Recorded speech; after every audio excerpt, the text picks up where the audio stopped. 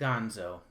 If there was one word to describe this Zine Quest 2 submission, that would be it. Written by Amanda Lee Frank and featuring contributions from a laundry list of special guests, You Got a Job on the Garbage Barge is humorous, creative, fun, gross, and above all else, weird. Essentially a setting booklet, this zine depicts a world of garbage floating across a nameless sea being pulled by two tugboats, one piloted by a single-minded artificial intelligence, and the other by a just as single-minded old man. The inhabitants of this buoyant trash heap include a slew of talking animals such as possums, raccoons, fish that float in the air, and even beetles. Outside of these strange creatures, normal humans, all with a few eccentricities, reside in this world as well, leading to an interesting series of interactions the player characters can have with their environment. This all would normally lead to a pleasant read. However, You Got a Job on the Garbage Barge suffers from a large number of copy editing errors that makes it distracting to process and an effort to get through. These errors, coupled with a suboptimal layout that makes it difficult to locate pertinent information, unfortunately lead to this zine missing the mark. Printed in a 5.5-inch by 8.5-inch format, this zine clocks in at a whopping 60 pages including covers. The entirety of the printing is done on glossy, cheap paper in black and white, excluding the heavier cardstock cover, which is done in shades of green, barring a shanty section printed on the rear of the booklet. This cardstock cover does pop upwards while the zine is lying flat, which provides enough pull to allow the zine to lie open in one's hand or on a table.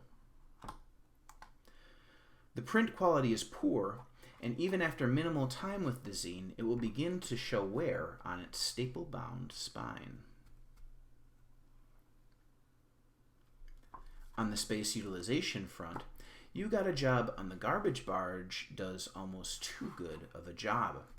Every square inch of the interior of the zine, outside of a small credits section on the last page, is packed with walls of text and tables with sporadic artwork interspaced between. There is no shortage of content here for your $14 USD shipped.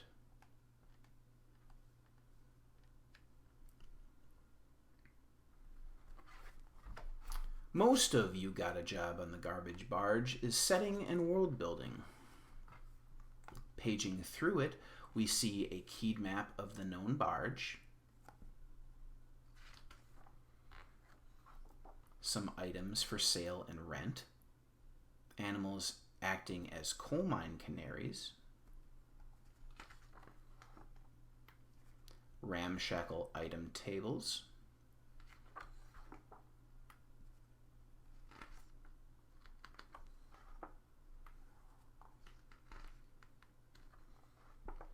various art pieces by Scrap Princess,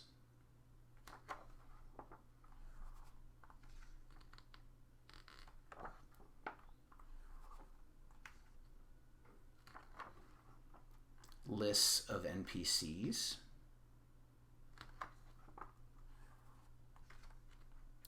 garbage gases, intelligent animal inhabitants,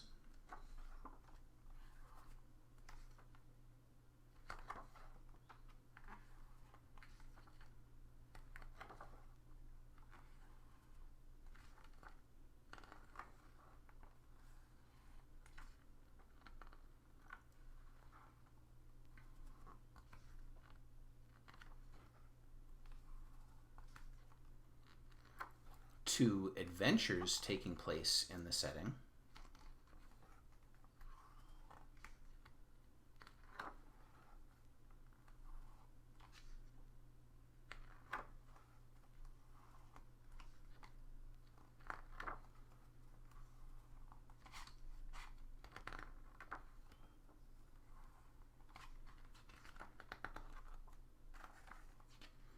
and several large appendix tables, including one for smells,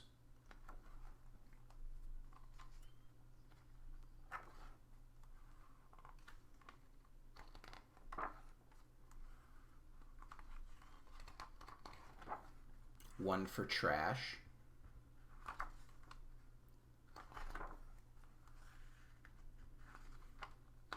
and one for random encounters. The smell appendix table even includes subtables to extrapolate on its entries. While the world building can generally be described as good, many issues are spotted in a read-through of this zine. Spelling errors, missing details, capitalization inconsistencies,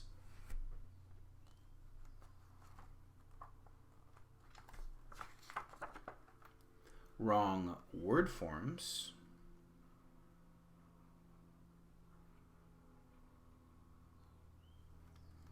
spacing mistakes, failure to adhere to a single distance standard, inconsistent formatting, grammatical errors, out of order keyed locations,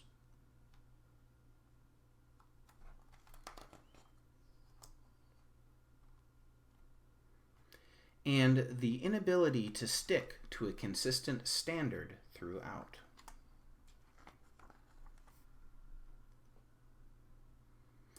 There's even a single obvious 5th edition Dungeons & Dragons inclusion in an otherwise completely rules-light booklet.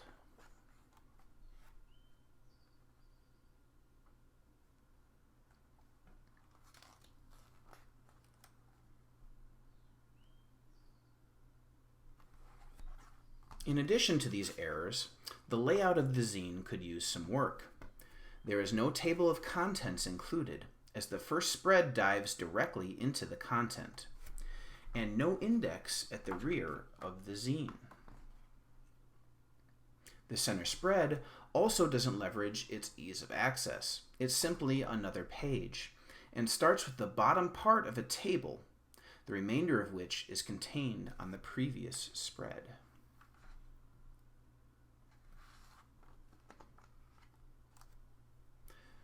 Some table entries do include page numbers to help the reader find things. However, many do not. This is recurring throughout the booklet. If everything was interreferenced by page number, usability wouldn't be hindered. However, as it stands, with no table of contents, index, and only some help in navigating the document, 60 pages of zine content is hard to comb through to find things in a pinch. This makes it a requirement to read You Got a Job on the Garbage Barge in its entirety, front to back, more than likely multiple times before fully getting a grasp on its contents. While not ideal and difficult due to the recurring grammatical errors, reading through all 60 pages would be doable. However, many of the inclusions in the zine are disordered or at least not logically placed, making the whole thing hard to follow. For example, the adventures in this zine don't show up until midway through. If one is reading front to back, many NPCs have been provided to the reader along with each keyed location by the time this first adventure is read. This would logically lead the reader to believe they know the key NPCs in the setting already. However, a new NPC is revealed, named Martina, in this first adventure. Who is she? There's no table of contents to review, and no index to find what pages she is on. A whole 34-page reread would be required to locate her if she was accidentally missed. In actuality, her details are revealed to the reader 2 pages later on page 36, after some unrelated content.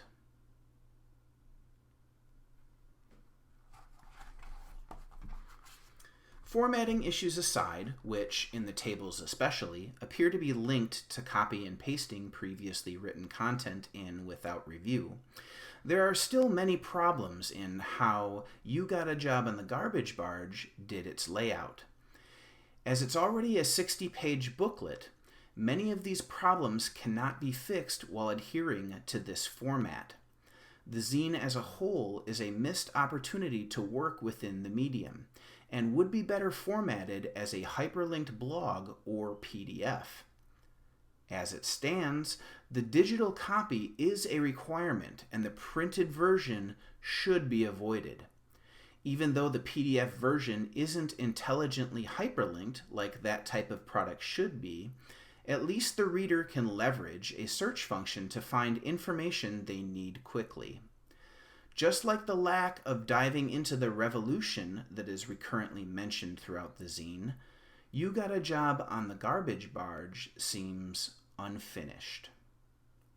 I give this zine an 11 out of 20.